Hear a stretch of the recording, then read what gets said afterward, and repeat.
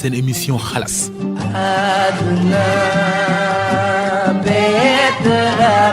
RFM rajo Futur Média mbokk yi jërë ngeen jëf ñoo ngi leen di nuyu bu baax a baax dellu di rafetlu ni ngeen àndee ak suñu ay programme ñi prix bu baax a baax ngir fin d'année bi jili CSB mi nga xam ne mooy partenaire des grandes marques authentiques ci moom la fekk baax di leen wax ne CSB mi ngi ci foire internationale de Dakar ak stand bu mag a mag ànd ak téléphone techno yi CSB Colobane numéro téléphone bi di 33 821 41 25 77 132 10 10 CSB Parcelles Assainies 77 545 84 84 bu leen neexee également lu ngeen soxla ci information ci CSB mën ngeen a dugg ci site internet bi www.csb.sn. ñuy waxtaanee saabu bi baax ci jamono jii ñu toll baax ci jamono yëpp ci at mi mooy savon créole. savon créole benn la efficacité am dañu ko prouver partout à travers le monde savon créole nga xam ne am na savon créole carotte am miel am citron c'est un savon gommant ay lool nag ci xeex ay boutons acné pores dilatés wala ay taches noires ba ci peau grasse boo bëggee tàggoo ak moom utiliser savon créole li tax saabu bi noppale mooy unisexe la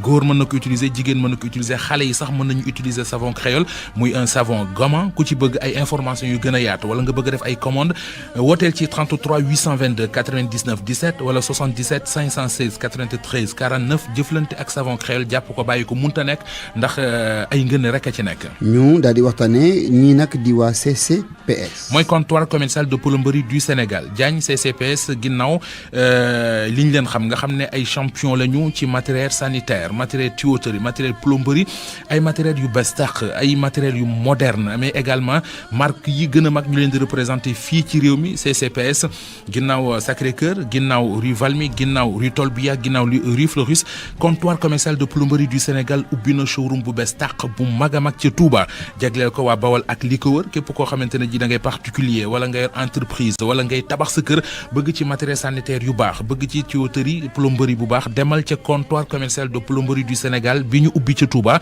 showroom bi mi ngi ci rond-point Héliport fu la neex mën ngaa toog bu bëggee information woo leen ci 77 529 48 12 wala ci 77 877 082 31 31 mooy numéro comptoir commercial plomberie du Sénégal ci Touba.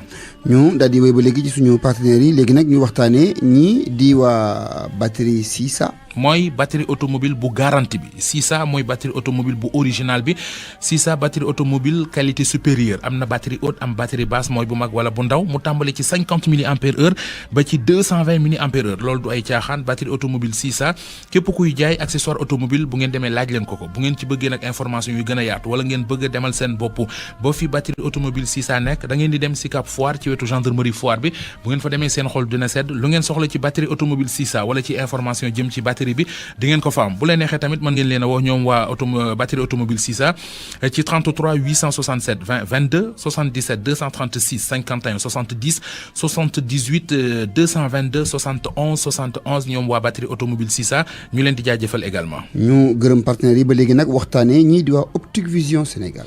Optique Vision Plus Sénégal lunettes partout et pour tous la ñu wax Optique Vision Plus Sénégal la santé de vos yeux notre préoccupation première loolu la ñu wax di ci dox saa su nekk bëgg nañu doomu Sénégal fu mu nekk bañ a amati problème mu lunette loolu nag boobu ba léegi ñu ciy dox kontaan ci waa Sénégal tax ñu ne fin d'année bi dañuy def réduction yu am solo promotion bu am doole 25% la ñu wàññi ci prix lunettes yi ba ci 50% prix lunettes yi accessoire lunettes yi ci boutique Optique Vision Plus Sénégal yi nekk ci réew mi yëpp rax ci dolli nag boo jëndee ay lunettes ci boutique Optique Vision Plus Sénégal wala cadre lunette wala accessoire lunette booy génn dañ lay may cadeau bu neex a neex cadeau bu mag a mag loolu Optique Vision Plus Sénégal woote ku ci soxla information yu gën a yaatu wool waa Optique Vision Plus Sénégal ci 33 821 54 57 wala 77 479 63 38. ñu daal di wéy ba léegi ci suñu partenaires yi Mamadou léegi gannaaw ñooñu nga xam ne wax tudd nañu ñëpp ñu waxtaanee léegi vite fait. établissement waa kër Serigne Touba Fallé frère ñoo indi gamme bu am solo bii ñu naan vite fait nga xam ne dañu njëkkee frotté bu efficace frotté vite fait teg ci insecticide pompe bu aay lool ci yoo weñ ak mbóot an cuuraay bant boo xamante ne ji foo ko taal yoo du fa jege cuuraay bant bu baax di la bàyyil xet gu neex ñu indi cuuraayu kër léegi nag dañu indi crème épilatoire am nañu crème main am crème pied am pâte dentifrice vite fait lipolèvre ngir sedd bi am nañu lait de corps vite fait savon king aloe vera anti acné lépp ci gamme bi am na mouchoir de poche am mouchoir de table lépp ci gamme bi di vite fait nga xam ne établissement waa kër Serigne Touba Fallé frère mi ñu ko andil ku leen bëgg a jot da nga leen di woo ci 77 555 11 11 wala ci 77 806 15 19 wala nga dem ci HLM Rail bi foofu la ñu nekk ñi ngi Tilène waaye gamme bi moom c'est disponible partout ci Sénégal ba ci sax ci sous région bi. ñu daal di dem ci ñàkk borom téléphone yu baax yi di waa Infinix. Infinix Diagne dañuy ñëw ci fin d'année bi ak doole Infinix ñoo tàmmal waa Sénégal téléphone yu baax téléphone yu rafet téléphone yu garanti seen tànk fañ ko teg teggi wuñ ko ndax Infinix indi na Smart 7 HD Infinix indi na Smart 8 HD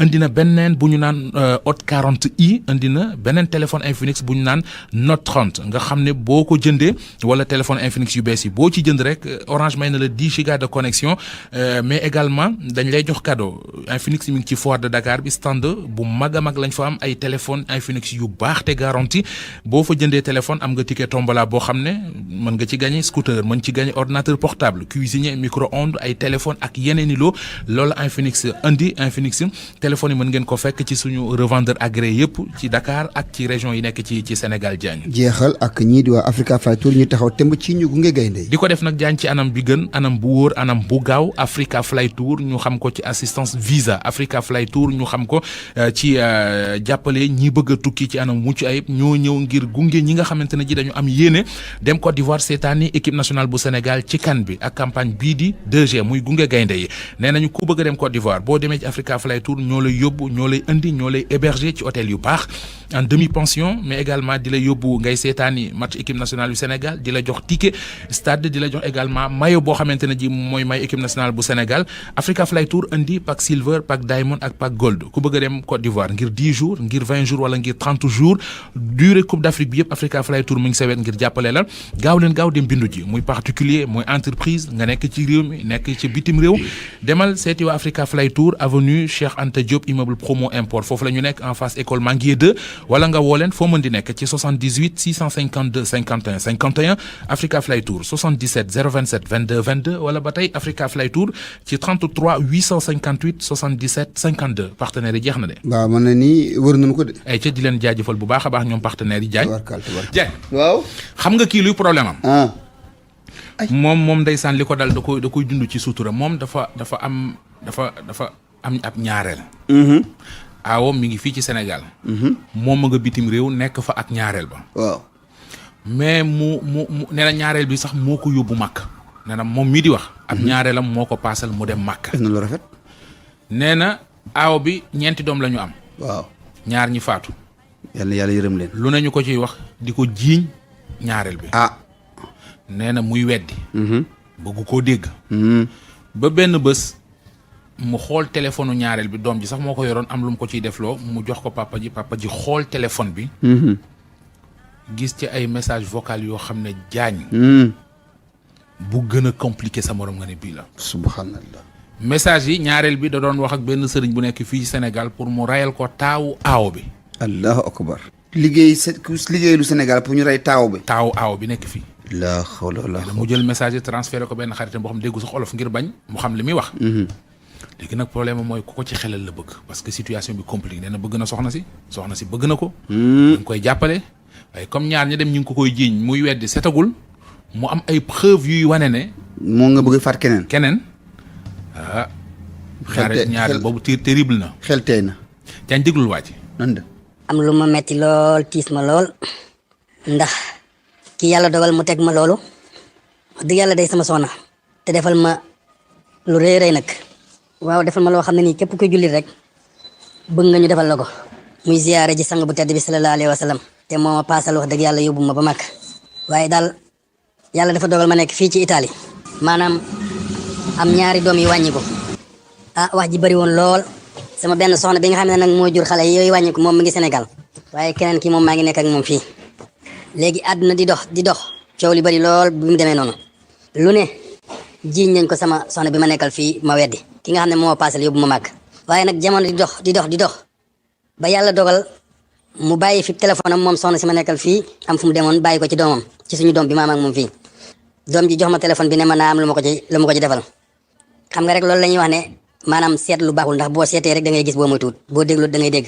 waaye musuma bëgg sax laalab téléphone am wax dëgg yàlla daanaa am ci moom soupçon rek ndax jot naa ay enveloppe ba tàyyi yoo xamante ne bi nii turam moo ci nekk yoo xamante ne bii moom bu ko dajjee jàngalu ko teg ko fa mu koy teg bu ma ko xoolee sama tura ciy nekk ak yu demee noonu ay sunguf ak yooyu nekk ci waaye nag ma xalaat ne rek du def lu may rey man li muy def mooy day def loo xamante ne bii day tax ma gën koo bëgg day def loo xam ne day tax ma gën a mën a nekk ak moom waaye nag def man lu may àll ak man waaye ba ma dégloo wax dëgg yàlla téléphone boobu ay quelques audio yu mu doon yónnente ak benn ñooñu ñuy tudde maaman di ko ci wax ay façon wax yoo xam ne daal wax yu doy waar lool ngir beneen soxna bi ma nekkal Sénégal amoon ak moom ñeenti bant ñaari bant ya dem mu des ñaari bant macha allah ki nga xam ne moo féete mag fi mu nekk nii ci soxna yooyu di góor muy wax ak sëñ boobu noonu ngir mu faagaagal ko wax yu doy waar yu loolu nag bi ma ko jëlee wax dëgg yàlla dama ko viré ci téléphone sama beneen xarit mu tiil ma ko koo xam ne sax du wolof du xam maanaam tamit wax ji nu muy demee nee naa ko it bu ko yónnee kenn li ma la yónnee nii daal di koy effacé ndax bañ moom mu xam ne yónnee naa ko kenn ndax preuve laa bëgg bu ëllëgee waaye mbokk yi kii la yóbbu màkk nag nga ziyaare ji sang bu tedd bi waaye kooku bu wëlbatikoo sa ñaari doom dëddu ñu bëri di wax loxoom génnu ci nga di ko miimal ba tey kay yow nga jot ci lii mu bëgg a faagagal keneen man de ku ma ci jox conseil laa bëggoon wax dëgg fa yàlla yitte woo naa ko lool toog naa toog xalaat ko daal mu jaaxal ma lool mënu ma ko wax doomu aadama nag ndax it xam naa ne bëgg na ma man tamit bañu ma ko te bëgguma koo weer bëgg naa ko sàngu sutura.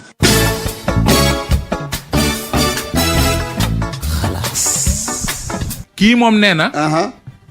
problème mu ngoro la am góor la moom. problème mu ngoro. waaw maanaam daa am problème am copine. jeex na 2013 ba léegi. expert baa ngi toog. yéen rek laay dégg. waaw. 2013 ba léegi. waaw. xale bu jigéen bu mu gis. ba commencé moolal commencé yeewat. booy bi day jékki-jékki rek dem du xam lu ko yóbbu. 2013 ba léegi.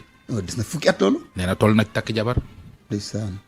amul benn défaut boo xam ne ku gis war nga koo mën a doone kii nel bee ma soof ci moom. doone kii gàttaay bee ma soof ci moom. doon maanaam. yëppam baax na voilà gisul lu war a tax. comme jàpp mu rëcc. déglul waa ji ñëw ci waxtaan wi. bi 2013 daal ba léegi maa ngi koy dund waaw ma xalaat na xalaat wax dëgg yàlla kat képp am problème wala boo jaaxlee boo fa jaaree yaakaar naa sa aajo faju man sama problème lii la rek man daal problème ngoro la am waaw depuis 2013 ba léegi bépp xale bu jigéen bu ma am bëgg ngoro yow une semaine laa la may mu yàqu depuis 2013 ba léegi nii maa ngi koy dund 2013 ba léegi maa ngi koy dund mu yàgg ak man lool nag xale bu jigéen daal bu ma gis daal bëgg ko soxna ngir waxtaan ak moom une semaine laa la may mu yàqu taxuma lan la nag ndax ma xam lu koy yàq ma bëgg na ku ma dimbali bu dee rab la wala liggéey la ñu dimbali ma te yàlla tax ndax sonn naa trop sama xol des fois day naqari parce que du ma xam lan la parce que man mel naa li ma war a mel macha allah mais xale bu jigéen daal bu ma nekkal une semaine mu xëy bàyyi ma wala su ko doxaanee une semaine laa la may une semaine mu dugal ministre waa te man xawma lan la fukki at ak ñaar maa koy dund ma bëgg na ku may dimbali defal may ñaan te yàlla tax loolu naa takk jabar bëgg naa jabar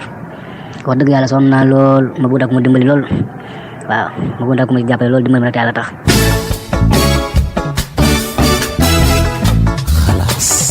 damaa jàpp rek ne. waaw. ki ko yàlla bindal ne kooku la war a ànd. moom la gisagul man loolu laa jàpp. ndegam mu ngi cëppal.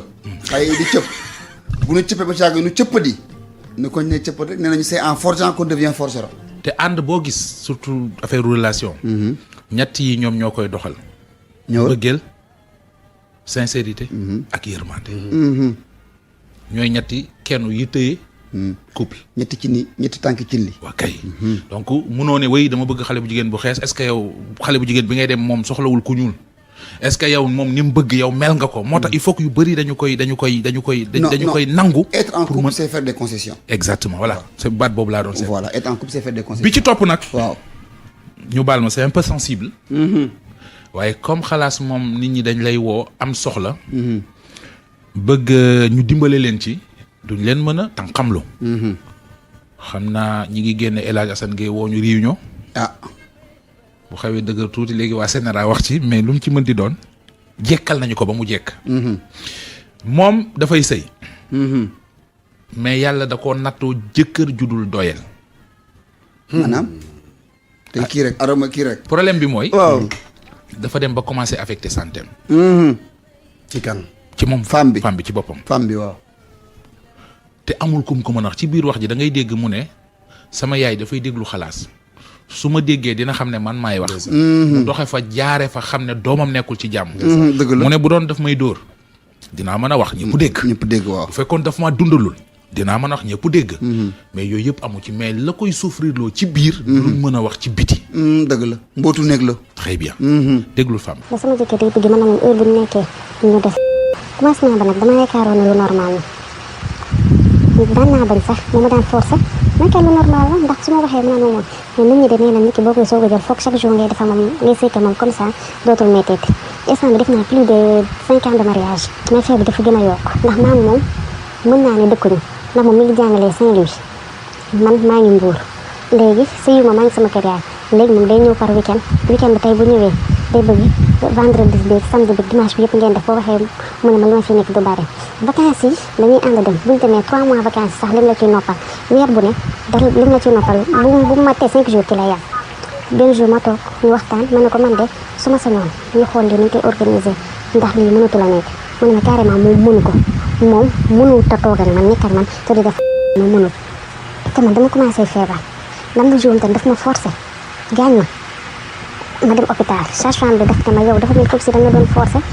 xaw naa cee jëlee si ay naaj ma ne ko peut-être tamit infection la mu ne ma waaw mën na nekk bindal may garab beneen bi tam ma tudd sama biir bi di metti ma dematee ci beneen sage-femme kooku ne ma sa bëttu njurukaay bi de moo xoosu ndax toog naa plus de 10 jours di gis règle man ma sa bëttu njurukaay bi de moo xoosu dafa mel ni comme si booy sëy da ngay gaañu ma ne ko waaw mu ne ma loolu de du yoon mu bindal may garab tamit mais affaire bi nag instant bi daf ma commencé dépassé sonal ma léegi nag daf may bëgg a force ne ma danga koy def force amatul neexal amatul dara am na jumta daf ma force ma xaw nañoo sax xeex dama ko xot ba man dama doon lox xam naa ne su ma yoroon dara dama koy jam métital yooyu mu may def force yi may def dafa dem ba léegi bëggatuma ko li mbëggeel gi ma amoon ci moom dafa wàññeeku te lii du may mën a jàkkaarloog sama yaay di ko wax ndax lii du ñuy dóor ma bu fekkoon dóor la sax di nga ñëw si moom ne ko di def ma loolu bu doon saaga la nga ne ko di def ma saaga bu doon daf ma bañ a jox ma ne ko di def ma bañ a jox mais lii moo raw loolu te problème boobu bu nekkee ci nit ñi daga naan diw ak a bëgg diw ko wax mu ne ku góor ki de ak a bëgg ko jigéen ki baat bi benn la mais nit ñi ñoom leen dong lañu gis mooy lim lay defal bien vrai que ni takkaluma or dëkkaluma ci kër defaluma lu ne gaañ mais quand même mi ngi may am na soxla gan su ma ko amee bu ko yoree dina ma ko fagal mais nag lii dafa dem ba dafa touché sama santé instant yi maa ngi damay sañe rek te wa taxaw xaw ma lan moo ma dal le jour dem naa di def visite médicale ci semaine bi ba ma demee kooku dama ne cëpp toog xool mu ne ma yow am na looy dund sa néegu say ma ne ko lu tax nga ko mun ma sa kanam gi dafa am lu ci nekk mun ma ak sa baat bi nii dafa neew boo ma gisee maa ngi am yaram maa ngi foofu maa ngi ree te ci biir su ma duggee sama nekk damay jooy ba soxla man su ma amee yaram man su ma jaaxlee damay lekk su ma amee lu ma nekk damay am yaram bëgg maa ñoom te dañuy am lu leen may liggéey en tout cas daal sonn naa xaw ma lii te lii du lu ñuy mën a wax mënoo dem ci diw ne diw kat day sekkal man bu boobaa sax ñu ne diw mi day yàq leeru nit sonn naa ba fi sonn yam conseil ku ma jàppale rek laay war xaw ma man lii bu doon film la ñu bari dinañ ne lii mënul ne lii amatul fenn ndax lii nit ñëpp dépassé nañ ko mais man maa ko dund man la dal te affaire bi daf ma commencé travail ndax forcé yéen may forcé di sekkal man nag xamatuma ndax mbëggeel la wala ndax mu jàkkaarloo naa man ci samay bët ñuy toog di waxtaan affaire aaw ñaare mu ne man de su ma amee damay takk ñaare kon moom lan la bëgg dafa ma bëgg a rey avant muy takk ñaare wala dafa bëgg a dem ba yàq ma wala dafa ma bëgg a def loo xam ne tey su ma demee benn góor dootuma doyati dara comprendre tuma en tout cas daal bëgg naa daal sama yaay moom xam naa dina ko dégg ndax moom xalaat rek lay déglu bu ko déggee nga xam ne man maa ngi ci métti li may dund métti na ba fu métti la.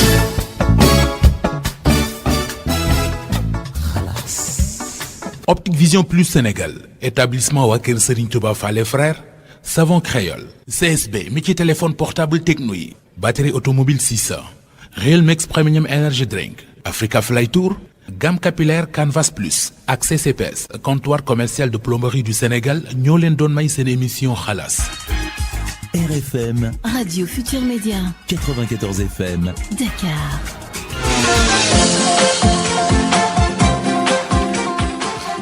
Merci beaucoup à l'équipe de Halas. Mesdames, Messieurs, bonjour. Il est 10h, le flash d'information que nous démarrons avec le dépôt des dossiers de déclaration de candidature à la présidentielle de février prochain. Le dépôt donc a été clôturé depuis minuit. Selon le quotidien Le Soleil, 79 candidats à la candidature ont déposé leur dossier au Conseil constitutionnel. Au niveau de la Caisse des dépôts et consignations, 81 candidats déclarés également ont déposé leur caution. La présidentielle de février 2024, justement, la période de pré-campagne s'étend du vendredi 5 janvier 2024 à 0h au samedi 3 février à minuit. Selon une note du Conseil national de régulation de l'audiovisuel, le CNRA, la campagne électorale va s'ouvrir officiellement le dimanche 4 février à minuit et va prendre fin le vendredi 23 février à minuit. Le bras de fer autour de la réintégration d'Ousmane Sonko dans le fichier électoral, les représentants de l'État et le Conseil et les conseils plutôt du maire de Ziguinchor vont encore se retrouver à la Cour suprême.